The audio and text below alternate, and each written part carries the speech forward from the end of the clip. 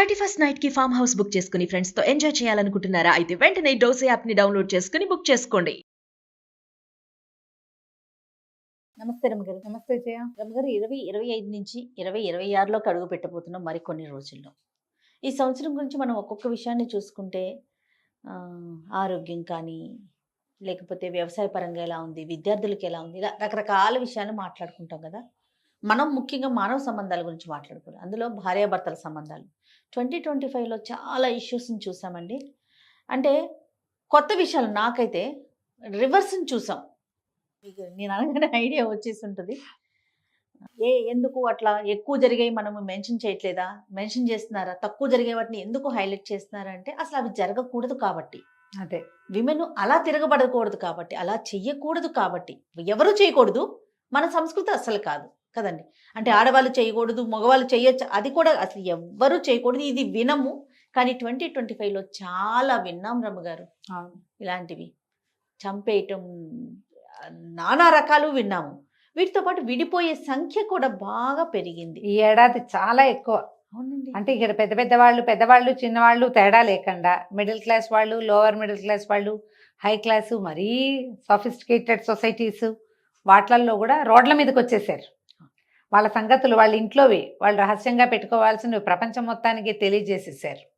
ఆడ మగ కూడాను. అవును రమ్మగారు. ఆడవాళ్ళని లేదు, మగవాళ్ళు. ఇప్పుడు ఏమైందంటే సోషల్ మీడియా చాలా సులువైపోయింది. చాలా క్యాజువల్ గా మాట్లాడేస్తున్నారు ఏంటి రమ్మగారు. అదే ఇప్పుడు ఇలాంటి దాన్ని ప్రపంచానికి చూపించేస్తే దీన్ని స్ట్రైట్ ఫార్వర్డ్ అని, బోల్డ్ అని అలా తీసుకోవాలా, లేకపోతే దేనికి గోప్యత లేని పరిస్థితి వచ్చేసింది కదా. 100% ట్రూ. గోప్యత అనే పదాన్ని మర్చిపోయాం మనం. ఇప్పుడు మరీ ఈ సంవత్సరం చాలా పాపం వాళ్ళు ఎలాంటి దెబ్బలు తిని, ఎంత బాధపడి, ఎంత హింస అనుభవించి కాదనట్ల ఏదో ఉంది, అవన్నీ ఉన్నాయి. కాకపోతే ఇది ఆ ఇన్నర్ సర్కిల్స్లో ఆ లోపల దాన్ని కొంచెం తెంపుదల చేసుకుంటే ఎలా ఉండునో. ఇక ఆడపిల్లలని లేదు, మగవాళ్ళని లేదు, మామగారులని లేదు, నాన్నలని లేదు, అందరూ ఇక హై సొసైటీస్లో పెద్దవాళ్ళు మాట్లాడుకుని పెళ్ళిళ్ళు చేయటం, పిల్లలు తెగబడటము. పాపం వాళ్ళకి ఏం సౌఖ్యం ఉందమ్మా, డబ్బు ఉండి, అధికారాలు అవి కూడా ఉండి, ప్రఖ్యాతులైన తల్లిదండ్రులు ఉండి కూడా ఇబ్బందులు. ఇప్పుడు ఏమీ లేదు, ఏ ప్రఖ్యాతి లేదు, డబ్బు దశకం ఏమీ లేదు. మామూలు కుటుంబాల్లోనూ అదే కథ, చిన్న కుటుంబాల్లోనూ ఇదే కథ. దీనికి మూల కారణం జయ, బేసిక్ నేను అనుకుంటా, నాకు కొన్ని అలా అనిపిస్తుంటాయి. ఎవరి విషయాలైనా విన్నప్పుడల్లా ఏమనిపిస్తుందంటే వీళ్ళకి బేసిక్ కమ్యూనికేషన్స్ లేవు, హై ఎక్స్పెక్టేషన్స్. కమ్యూనికేషన్ లేకపోవటము, హై ఎక్స్పెక్టేషన్. తర్వాత వివాహం తర్వాత ఏమిటో జీవితాన్ని రంగులుగా ఊహించుకోవటం, అవన్నీ నేను అనుకుంటా ఈ రీల్స్ సినిమాలు చూసి సినిమాటిక్గా ఊహించుకుంటారు. రియాలిటీ ఎప్పుడూ అట్లా ఉండదు. ఎట్లా ఉంటుంది. తర్వాత ఆర్థికమైన విషయాల మీద క్లారిటీ లేకపోవటం, నిజాలు చెప్పకపోవటం, ఆర్థికమైనవి దాచిపెట్టటము, వాటి మీద క్లారిటీ ఉండదు, మాట్లాడుకోరు ముందు. తర్వాత పెళ్ళిళ్ళు అయిపోయాక పోరాడుకుంటారు. ఇతరులని సహించలేకపోవటం, ఎప్పుడూ సెల్ఫ్కే పీట. మా అమ్మ నాన్ననే నాకు ఇంపార్టెంట్ అన్న ధోరణి. ఇప్పుడు అవతల వాడు అవతారం కాదు, ముక్కులోంచి గాల్లోంచి ఊడిపడ్డు, వాడు ఊడిపడ్డు, అమ్మాయి ఊడిపడదు. ఈ పెళ్ళయ్యాక ఇంకా పేరెంట్స్ని వదిలిపెట్టేసి ఈ అమ్మాయి వీళ్ళకే అంకితం అయిపోవాలంటే అంకితం అయిపోయేలాగా అంత బాగా నువ్వు చూసుకోగలగాలి కదా. ఈ పెళ్ళైన మరుక్షణం నుంచి వాళ్ళకి వీడుకోలు చెప్పేసేయాలి, టాటా బాయ్ బాయ్ చెప్పి వీళ్ళింటికి వచ్చేసేయాలి, వీళ్ళింట్లో సమస్తమైనవి వీళ్ళనే సపోర్ట్ చేసేయాలి. తర్వాత మోసకారితనము, సంబంధాల్లో అమిత మోసాలు, ఆడ మగ కూడా అమ్మ, ఇందులో అనుమానం ఏం లేదు. పాత స్నేహాలు, పరిచయాలు, పాత అలవాట్లని మార్చుకోరు. మన పెళ్లి కాకముందు నుంచి నాకు ఇది ఉంది కాబట్టి నేను దీంతోటే ఉంటా, మా అమ్మ ఎప్పుడు కాదనలేదు, నువ్వెందుకు కాదంటావు అనటం. ఇలా అంటున్నారమ్మా. నేను తాగితే మా అమ్మే వల్ల నీ గోలేంటి, ఎదురా తాగదురా, ఇంత చేయదురా అంటుంది. ఈ రోజులో మగపిల్లలు ఇంతే అంటుంది తల్లి. అసలు తల్లికి కనపడేలాగా రోజు తాగి పడుకుంటావా నువ్వు? కాదు, అప్పుడప్పుడు చూస్తుంది అమ్మ. ఆ 2-3 సార్లు చూసినప్పుడు నాన్న వద్దురా అంటుంది. ఈ రోజులో మగపిల్లలు ఇంతే లేని ఊరుకుంటుంది. నీ పెళ్ళామైతే నీతో పాటే పడుకోవాలి, నీతో పాటే ఉండాలి, నిన్ను క్షణక్షణం భరించాలి కదా పాపం, వద్దనాలి. ఇప్పుడు ఇవి నా అలవాట్లని వాటిని మార్చుకోకపోవటం. ఆడపిల్లలు కూడా మార్చుకోవట్లేదమ్మా. ఆడపిల్లలు కూడా మార్చుకోవటం లేదు. ఇప్పుడంటే ఆడపిల్లలంటే తక్కువ చేస్తున్నానని అనుకోకండమ్మా. మగవాళ్ళు మారట్లేదంటే వాళ్ళకి ఏదో తీవ్రమైన హ్యాబిట్స్ ఉంటే కాదు, ఆడపిల్లలు కూడా చిన్న చిన్న పద్ధతులు ఏవి మార్చుకోరు. అక్కడి నుంచి ఆర్థిక అసమానతలు, వాటి మీద కొట్లాటలు. వాళ్ళది హై ఫ్యామిలీ, వీళ్ళది లో ఫ్యామిలీ. ఇందులో మళ్ళీ ప్రేమ వివాహాలు అయితే కులాల తేడాలు చేయాలి. నేను అప్పుడెప్పుడు ఏదో ఒక ఒక ఏమంటారు దీన్ని, ఇందులో వస్తుంటాయి కదా మన సీరియల్ లాంటిది ఒకటి చూసే ఇద్దరు ఒక అమ్మాయి అబ్బాయి పెళ్లి చేసుకుంటారు. కులాల తేడా అయిన తర్వాత వాళ్ళు మళ్ళీ ఇంట్లో ఏదో ఫంక్షన్ ఉంటే వస్తూ ఉంటారు. వస్తే ఏవో ప్రమాదం జరుగుతుంది, దాన్ని మసిపూసి మారేడుకాయ చేయడానికి చాలా ట్రై చేస్తారు. ఈ ట్రై చేసే క్రమంలో అబ్బాయి ఏదో అంటే అమ్మాయి అంటే మీ కులం బుద్ధి పొన్నించుకున్నావు కాదంటుంది భర్తనే. ఆ కులాల ప్రసక్తి లేకుండా నువ్వు పెళ్లి చేసుకున్నప్పుడు కోపం వచ్చినప్పుడు నీకు అదే మాట వస్తుంది. ఈ కులాల అసమానతలు, ఆర్థిక అసమానతలు పెళ్ళిళ్ళల్లో, ఇవన్నీ ఈ సంబంధాలు దెబ్బతినటానికి కారణాలు. దీంతో పాటు ఎమోషనల్గా సపోర్ట్ ఇవ్వకపోవటం, ఇతరుల బాధని అర్థం చేసుకోరు. సాధారణంగా ఇప్పుడు మనం పెద్దవాళ్ళలో కూడా చూస్తాం, ఈ అత్తగారులు కోడళ్ళు కడుపుతో ఉన్నప్పుడు ఏదైనా ఇబ్బంది పడుతున్నారు, మా దగ్గర ఏం లేదమ్మా వీళ్ళేంటో ఓవర్ యాక్షన్ అంటారు. ఎవరి నొప్పి వాళ్ళదే కాదు. వాళ్ళు బాధపడుతుంటే నువ్వు ఇలా ఉండదు, నువ్వు వేషం వేస్తున్నావు అంటే ఎట్లా? అస్సలు ఎమోషనల్గా సపోర్ట్ చేయకపోవటం పెళ్ళిళ్ళల్లో పెద్ద డ్రాబ్యాక్ ఈ రోజున. అది అమ్మాయి సెన్సిటివ్, అన్నిటికీ బాధపడుతుంది, ఈ అబ్బాయికి ఏది పట్టదు. లేదా అబ్బాయి సెన్సిటివ్, అమ్మాయి స్ట్రాంగ్, దీని కింద ఫీల్ అవడానికి ఏముంది అని అసలు వాళ్ళ ఫీలింగ్స్ కూడా పట్టించుకోరు. ఎప్పుడైతే మీరు ఇతరుల ఎమోషన్స్ని గౌరవించరో మీ బాంధవ్యం దెబ్బతిన్నట్టే. ఒక్కొక్కరికి థ్రెషోల్డ్ ఒక్కో రకంగా ఉంటుంది. చిన్నదానికి ఏడుస్తారు కొంతమంది, అది వాళ్ళది అదే. అంత పట్టించుకోకర్లా, పని చేసుకోవచ్చు అని ఉంటుంది రెండో వాళ్ళకి. వెళ్ళేటప్పుడు చిన్నవి బాయ్ చెప్పలేదు, మా అమ్మకి వెళ్ళొస్తానని చెప్పలేదు, ఇలాంటి పాయింట్ల మీద కూడా కొట్టుకుంటున్నారమ్మా. వెళ్ళేటప్పుడు అర్ధరాత్రి 3 గంటలకు వెళ్ళిపోయాడు, బాయ్ చెప్పలేదు. నిజం, ఇదొక పాయింట్, నేను వినే చెప్తున్నా, ఈ కొత్త విషయం కాదు ఇది. ఇదైందా ఆ తర్వాత ఇన్లాస్ తాలూకు విపరీతమైన ఇన్వాల్వ్మెంట్, అటు ఇటు కూడా. పెద్దవాళ్ళు ఈ సంబంధాల్లో ఎక్కువ జ్వరపడి ఉండటం, వీళ్ళన్నిటికీ జ్వరపడతారు, దానికి మాట్లాడతారు, ప్రతిదీ జడ్జి చేస్తారు. వాళ్ళమ్మ మీతో ఉండకూడదు, అతను ఎవరికైనా ఏమైనా ఇచ్చినా, ఎవరికైనా ఏమైనా పంపించినా, అతను పంపించినా ఆమె పంపించినా ఇతరుల పెద్దలు, రెండో వాళ్ళ పెద్దవాళ్ళు ఇన్వాల్వ్ అయిపోతారు. ఇది చాలా ఎక్కువగానే ఉంది. ఇదివరకు కూడా ఉండేదమ్మా. ఇదివరకు ఏంటంటే ఒకళ్ళకొకళ్ళు సపోర్ట్గా ఉండే సిస్టమ్ ప్రకారం వెళ్ళేది. ఇప్పుడేమైంది, పిల్లలు ఇండిపెండెంట్గా వేరే చోట్ల ఉంటున్నారు. అప్పుడు నువ్వు నీకు నేను, నాకు నువ్వు అని ఉండాలి. నీకేమో నేను, నాకేమో మా అమ్మ నాన్న అంటే ఎట్లా కుదురుతుంది? అమ్మ నాన్న ఉండాలి. తర్వాత తన వైపు వాళ్ళని ఎక్కువ ఇన్వాల్వ్ చేయటం, ఇటువైపు వాళ్ళని పూర్తిగా కట్ చేయాలని ట్రై చేయటం. ఇప్పుడు నీకో న్యాయం నాకో న్యాయం నడవదు కదా. వైవాహిక సంబంధాలలో పాతకాలపు విధానం వేరు, వదిలిపెట్టేయండి దాన్ని.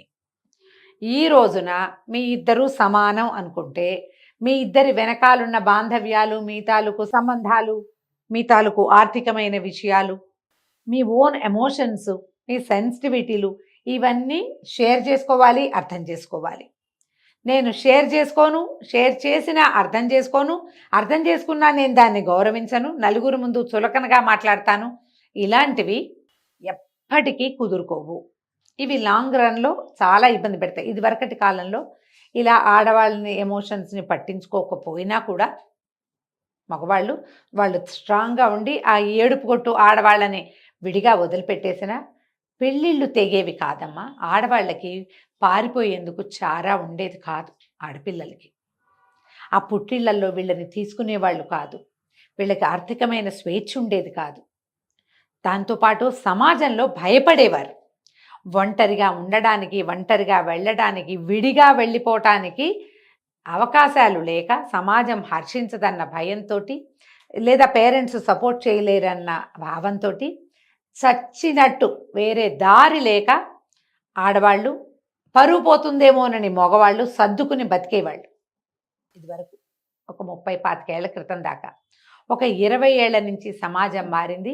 ఇటీవల మారిన సమాజం ఏంటంటే, నువ్వు అన్న వెళ్ళిపోతా, ఆ అన్న వదిలేస్తా, నువ్వు ఆ అన్న అనకపోయినా సరే ఇవి తెగిపోయేవి.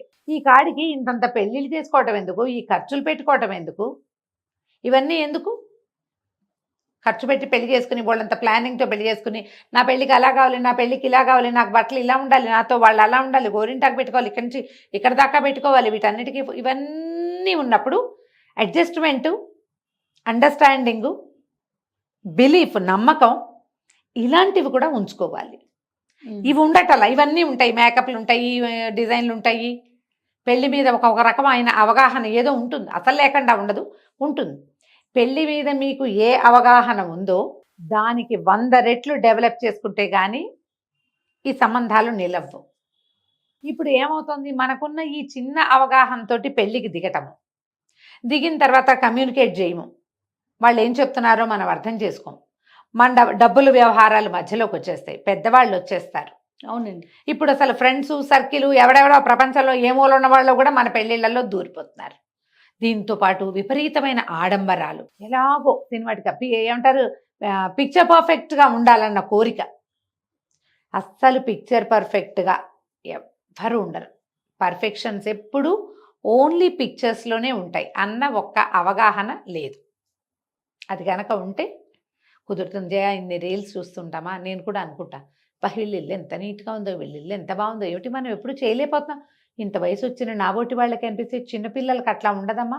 దానికి కారణం పక్క వాళ్ళు అనిపిస్తుంది. విచిత్రంగా ఇప్పుడు మన ఇల్లు సరిగ్గా లేదు, మన జీవితం బాగుండలేదు అనిపిస్తే దీనికి నేనెంత కారణం అని ఉండదు. ఎప్పుడు వీడెవడో పక్కన ఉన్నవాడు లేదా పక్కన ఉండదు, దీనివల్లే ఈ ఇల్లు ఇలా ఉంది, దీనివల్లే నా జీవితం, అంతేగాని నా వల్లే నా జీవితం ఇలా అఘోరించిందేమో అని చచ్చినా అనుకోలేము అసలు.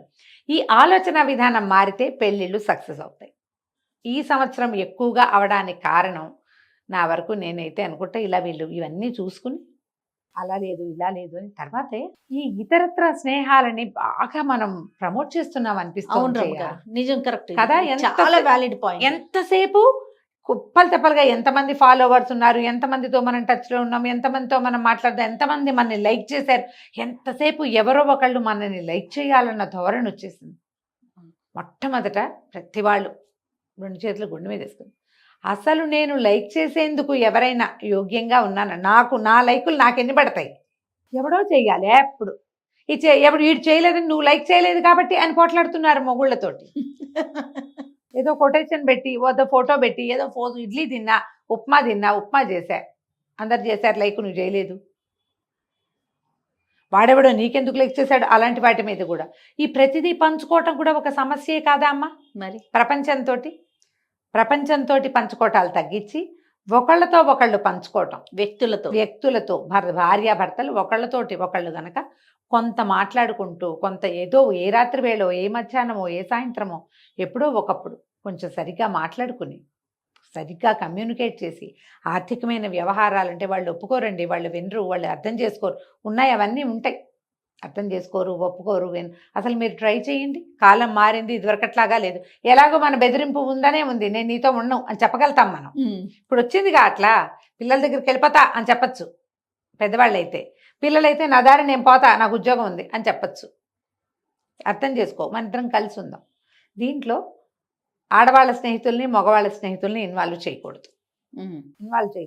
ఫ్రెండ్స్ వచ్చేసరికల్లా ఏటికొకళ్ళు కోటికొకళ్ళు లాగుతారమ్మా. నువ్వు ఏ ఏటికి ఎక్కుతావు, ఏ కోటికి దిగుతావో చెప్పు, అది ఎక్కలేవు, ఇది దిగలేవు. ఎక్కినా నీకు ప్రమాదమే, దిగినా నీకు ప్రమాదమే. ఎందుకంటే ఈ సలహాలు చెప్పే ఫ్రెండ్స్ ఎవరు నీ నెప్పిని పడరు. నీ నొప్పి, నీ లోన్లీనెస్, నీ భయము, నీ జీవితం నువ్వు జీవించవలసిందే, నువ్వే జీవించాలి. వాళ్ళు వెనకాల ఉంటారు కానీ వాళ్ళు నువ్వు కాదు. నీ నొప్పి ఎప్పుడు అక్షరాల నీదే, నువ్వే పడాలి. కాబట్టి కొంచెం ముందు కమ్యూనికేట్ చేయండి. ఏవేవో పిచ్చి పిచ్చి విషయాలు మాట్లాడుకుంటారు, కమ్యూనికేషన్ సెట్ చేసుకోండి. రైట్. కొంతమంది ఇందులో అబద్ధాలు చెప్పేవాళ్ళు ఉన్నారు. అబద్ధాలు చెప్పేస్తారు, ఇదంతా మంచి సినిమా చూపిస్తారు, అసలు దిగాక అసలు ఉన్న ఏమంటారు డాక్యుమెంటరీ బయట పెడుతుంది, ముందంతా RRR మూవీ కనపడుతుంది మనకి. అట్లా కాదు, అలా అయితే మీరు మసిపూసి మారేడుకాయ చేయలేరు, అది కుదరదు, అట్లా వెళ్ళదు పెళ్ళి.